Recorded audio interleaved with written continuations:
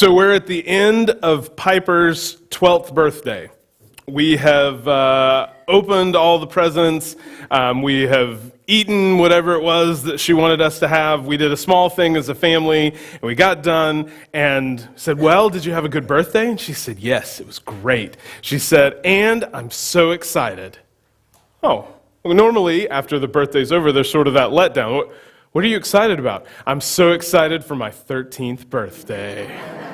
So, not just because she was going to be a teenager, despite Sarah's weeping and wailing, but because we had very smart parents, very smart parents earlier on had stopped doing big blowout birthday parties every year. It just got to be too much. And so super smart us said, you know what, we'll save it up, and on big special birthdays, you can have a big special thing. And when they were having like 8, 9, 10, that seemed like a really smart idea. But they remembered, and Piper remembered, and Piper said, you said 13 could be a big one. Yep, sure did say that. Your memory is really good. So that's how we wound up with, I believe, 7 or 8 12 and 13-year-olds in our house this past October.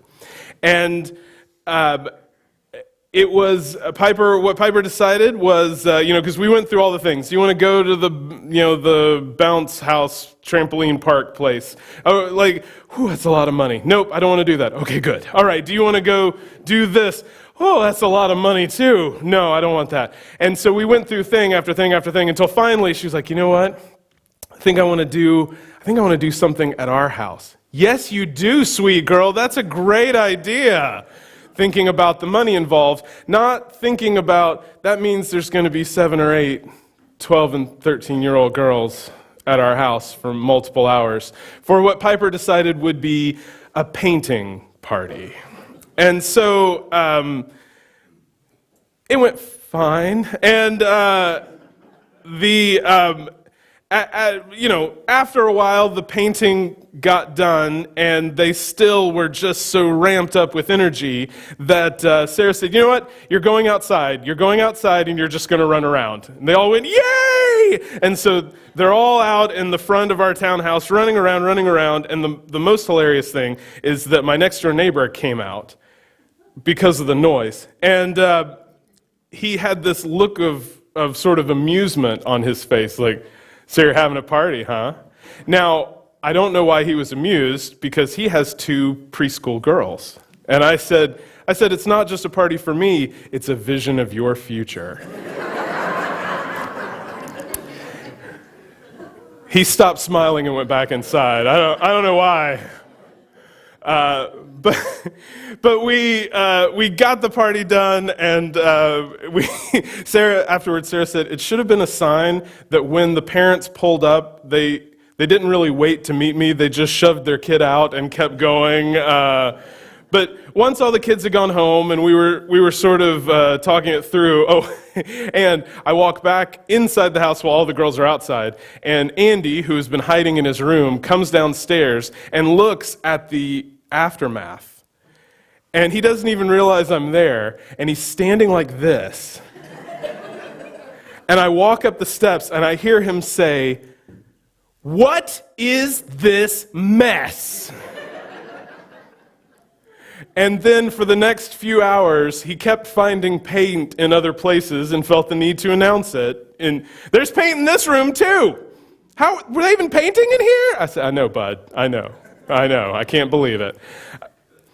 But it makes me think about, as we were talking about it afterwards, Piper said, I said, "Did you have a good time?" She said, yeah, it was good. I said, well, what's the hesitation? She said, well, I like all of these girls. I like them all. They're all my friends.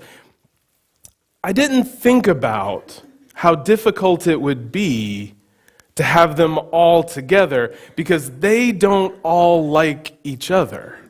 I like each one of them, but they don't all like each other. You know what, Dad, I think in the future I just want them to come over 1 or 2 at a time.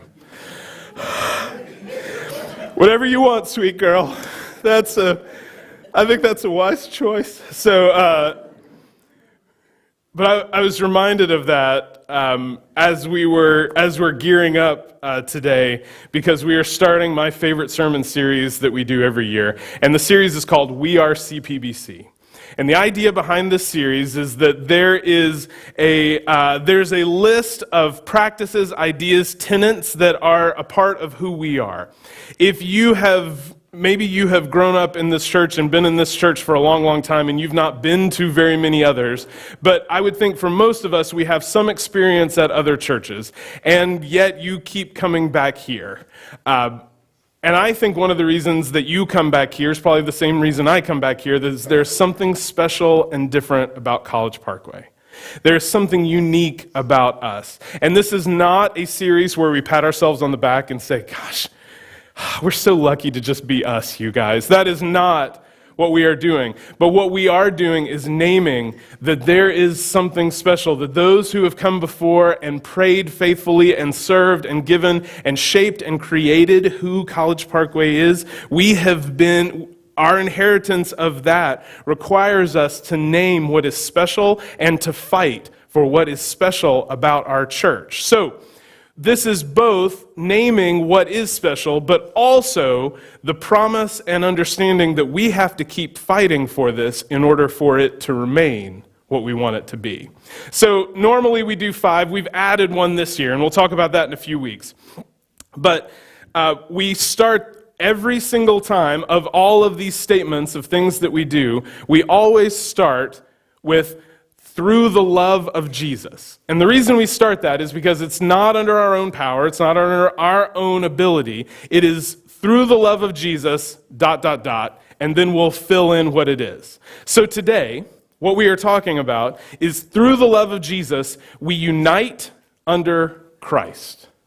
So all of these words in this phrase are important, and all of these words matter and shape who we are as a church and shape what is special about us. So we unite under Christ. So part of what that involves is uniting. And as silly as it sounds, one of the countercultural ways in which we as a church speak to culture is by naming that we choose to be together. We choose to show back up. We choose to keep coming. There are way too many of us here for us not to have annoyed each other, ticked each other off, or worse in any amount of time. You know, these 7, however many, it felt like 15, these 7 these 7 preteen girls were not bad. I mean, they weren't setting our bedroom on fire or anything, but they could barely keep it together for a few hours because of the annoyance and the grievances that they have. And that was for a one-time thing. You know, you experience this when the family gets back together for Christmas, or everybody gets together for a wedding or a funeral, right? At first, you get back together and you go, oh, it's so good to see everybody. I can't believe we're apart all the time. And then there's a moment where you're like, oh, that's why we don't live together. Yeah. And then there's a moment where it's like, oh, and here's why it's 10 months in between when we do this. Okay. And there are moments and elements where it can be incredibly difficult to be together. We can rub each other the wrong way. It can be something as silly as, you know, some sort of tick or thing that we have or habit that causes the other person to be annoyed. But uniting together is an incredibly difficult thing. It is so much easier in our culture to withdraw.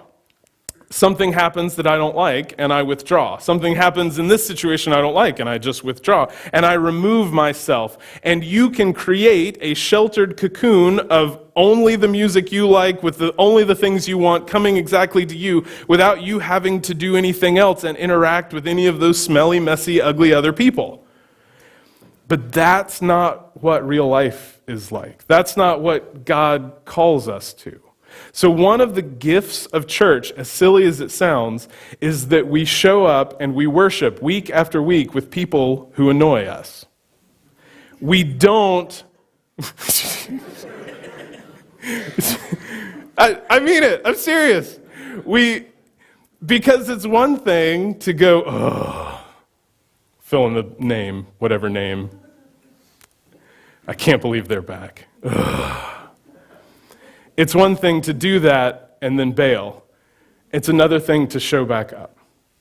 Now, why do we show back up? I mean, we could show back up because we're on some, crusade to finally kick out all the people we don't like so that we can just be the purest little club there possibly has ever been because everybody believes the exact same way I do, and obviously I'm right because I'm God's special snowflake. Or we can choose to unite with people who are different from us because we have the humility to understand that maybe I'm not right all the time about everything.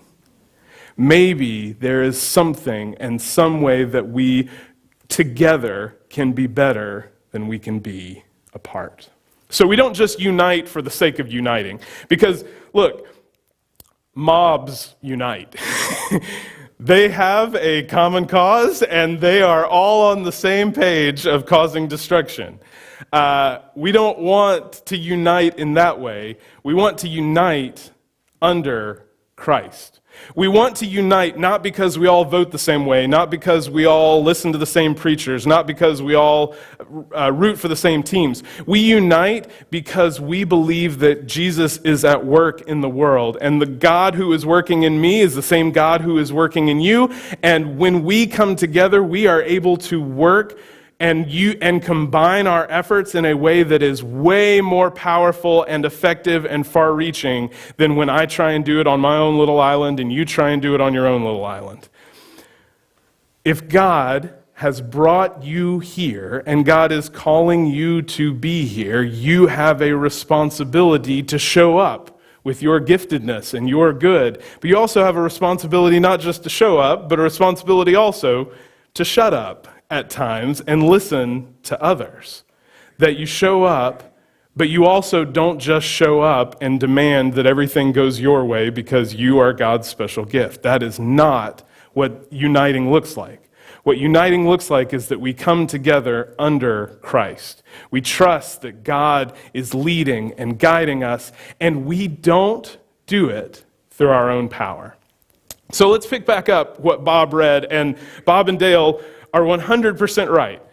This is a tricky and challenging passage, not because what God is saying is difficult, but the Greek that this was originally written in was very layered and complex. So when that Greek is translated into English, it is layered and complex. So if we look at it again, we're going to unpack it and unwind it a little bit to try and get some clarity. So Jesus, after, so the beautiful thing is that Jesus is praying, and Jesus is praying for his disciples, and then Jesus prays for us. I do not ask for these only, his original disciples, but also for those who will believe in me through their word. Hey, that's us. Through the witness and testimony of the early disciples, the church came, and through all of that, however you came to hear and came to be attracted to this Jesus, and however you decided, whatever level you've decided to, whether you're just sort of eyeballing him and wondering what this is about, or whether you've given your life to him decades ago, wherever you find yourself, the work of the church, through what Jesus did in the original disciples, has led to us today, and we are the ones, among others, who Jesus is praying for. Also for those who will believe in me through their word, that they may all be one, just as you, Father, are in me, and I'm in you, that they may also be in us. So, God, you and I are one. And so I pray for my original disciples, and I pray for everybody else who will hear the word through them, so that they may be one with us. Not just so that we can high-five each other, not just because that's a neat place to be. No, I pray that they also may be in us. They may be one just as you are in one and I in you, that they may also be in us. Why? So that the world may believe that you have sent me. Our unity is not just so that I have fewer headaches trying to lead the church. Our unity isn't just so that you don't have to show up and not yell at people who annoy you. Our unity is a testimony to the witness of what Jesus does in the world. Our unity is supposed to point to there is a God that we serve that is bigger than all of these other things and concerns that we have. And in serving Him, we choose to let all of these other concerns be secondary, be put to the side, because Christ comes first. The glory that you have given me, I have given to them, that they may be one even as we are one. This unity, through the love of Jesus, we unite under Christ. It's not because we tried really hard. It's not because you bit your tongue enough at the person who annoyed you. It's that you have submitted yourself and your life to Christ. You have allowed Christ to work in your heart and in your life. You've allowed the Holy Spirit to begin shaping and changing you. And when all of us have that same humility, all of us have that same openness, then suddenly we are much more able to be one, instead of when we are all seeking our own glory and seeking our own agenda and seeking our own way. That they may be one even as we are one. Verse 23, I in them, Jesus in us, and God in Jesus, that they may become perfectly one, so that the world may know that you sent me and loved them even as you loved me. Again, anytime something is repeated in Scripture, this is your clue that this is important, right? This is something that you need to pay attention to. The reason that Jesus is praying for us, the reason that Jesus is inviting us into this unity and praying for this unity is so that we can bear witness to the world. We can bear witness to the world that all of the problems and struggles and issues and all the things that we have with each other are less than what God is doing and how God is moving. Father, I desire that they also, whom you've given me, may be with me where I am, to see my glory that you have given me, because you loved me before the foundation of the world.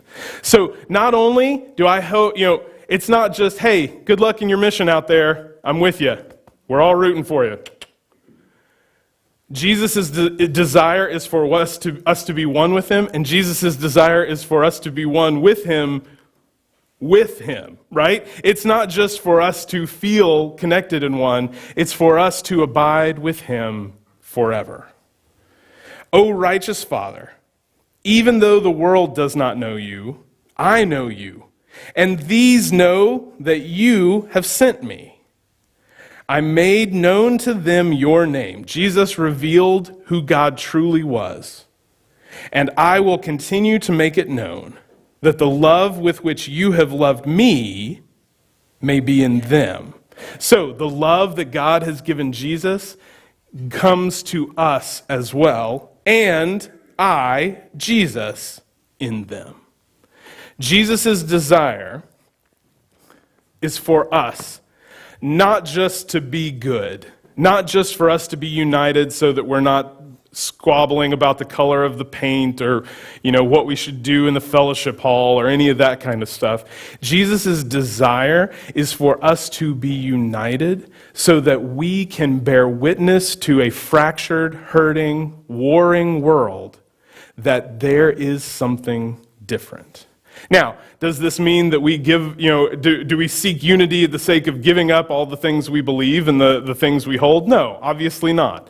There will be times where people will need to move on from us. We've seen it before and we will see it again, and we will bless them in those moments.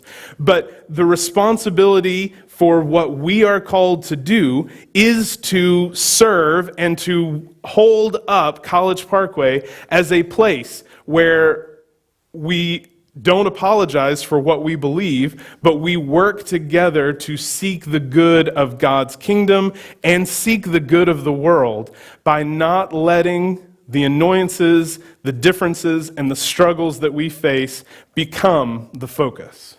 We unite under Christ. And this is what we have tried to do, and this is what we will continue to strive for, are people who unite under Christ, who seek Jesus first and foremost, and everything else falls under that. It's not that these things don't matter, and it's not that they're not important. It's that in our desire to seek after Christ, we are working to do that in a way that doesn't cause harm, that doesn't look like disputes, that doesn't bring shame to the name of Jesus. And this has been one of the things that I love best about College Parkway, to be honest with you, is that this is a place where those who are not Christians at all and those who have been Christians for as long as they can remember can find their self here. And I will work very hard and continue to work very hard to make sure that this is a place that both groups and everybody in between feels welcome. That this is a place where we make sure that you hear and have an opportunity to respond to the good news of Jesus, but you are loved not because you volunteer with the kids or not because you give a certain amount of money, but you're loved because Jesus loved all of us first. And so our desire and our responsibility is to then love others, whoever comes and whoever God brings to us. One of the beautiful things about College Parkway is that sense of welcome that I hear from so many of you. As soon as I walked in the door, I felt welcomed. I felt so many people who genuinely were happy that I was here. And I've joked about this before, but you can't really teach that. I've been in churches filled with angry people, and I tried to, we did a whole thing about you need to go up and be nice, and because people like it when you do nice things. And it was it sounds like I'm making up a preacher story, but it straight up was, okay, look, we've gone through this. We've practiced this. Go up and be nice. We're glad you're here. Fine. Was that okay? Nailed it. Believe it or not, they didn't come back the next week. It's hard to know why, but that sense of welcome is not just, an opportunity to fill the pews. It's not just you're here and you look like fresh meat. We can use you in all sorts of ways. It is, no, it's not. It's not that. It's not that. What it is, though, is the reality and the truth that God is working in you and you have found your way here. And maybe the giftedness that God has in you can be a blessing to us. And maybe the giftedness that we feel in us can be a blessing to you. And maybe together we can do something beyond what either of us could imagine on our own. We don't unite just so that it's easier to sing Kumbaya and pat each other on the back of how great we are. We unite because God has work for us to do. And the world that is killing itself and tearing itself apart needs a different voice that says, yes, we believe strongly about all these things, but we unite and we come together with the mission and purpose of sharing the good news of Jesus. Because we are CPBC, and through the love of Jesus, we unite under Christ.